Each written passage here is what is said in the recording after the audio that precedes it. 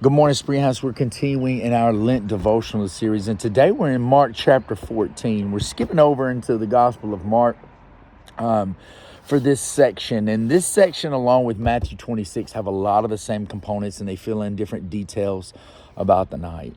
One of the most important things that we know about the night before Jesus goes to the cross is he has a Passover Seder with his disciples. And understanding the elements of the Seder are crucial to understand the flow of the evening. They would wash their hands, and Jesus washed the feet of the disciples. He took a step further. He said, I've set you an example, I've cleansed you. Then they would bless the wine, and they would break the matzah bread, the unleavened bread. And Jesus also broke bread with his disciples. He implemented the element of communion. And he said, this is my body broken for you. Take, eat of it, all of you.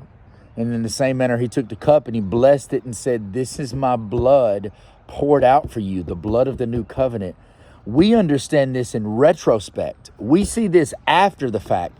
This is the night before Jesus goes to the cross, and he had been throwing these little Easter eggs out to the disciples. If any man wants to follow me, let him deny himself, take up his cross and follow it. He'd not yet gone to the cross. We get that. But he's having the Passover meal with his disciples, and he says, this is my body broken for you, mere hours from when his body was to be broken. This is my blood, the blood of the new covenant poured out for you. Take, drink, take, and eat. And then they go on. Jesus goes on to finish with prayers in John 17, and they sing hymns. We see them singing hymns here in Mark 15. Jesus is implementing a new covenant. And whenever we take communion, I want us to understand this is not just a symbolic act, okay? Now, the bread and the wine do not literally turn to Jesus's body and his blood, but there is presence.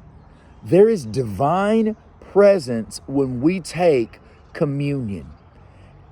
This is the reason why Paul says some of you are sick and dying later in the New Testament, because they were taking communion in an unworthy manner. They were not acknowledging the presence. It's not just symbolism here.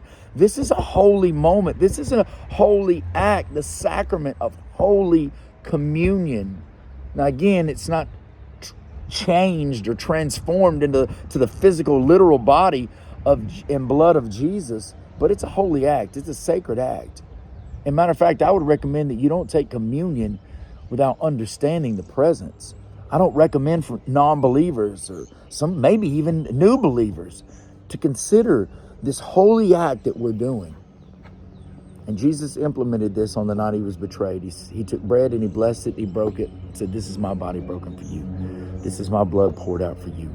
This is a new covenant. I'm doing a new thing. I am fulfilling the law and the prophets. And you don't understand it now, but you'll understand it later. And when you do, you'll do this in remembrance of me and remembrance of what happens on Friday. So remember, when we take communion, there is divine presence involved. Be blessed, Springhouse.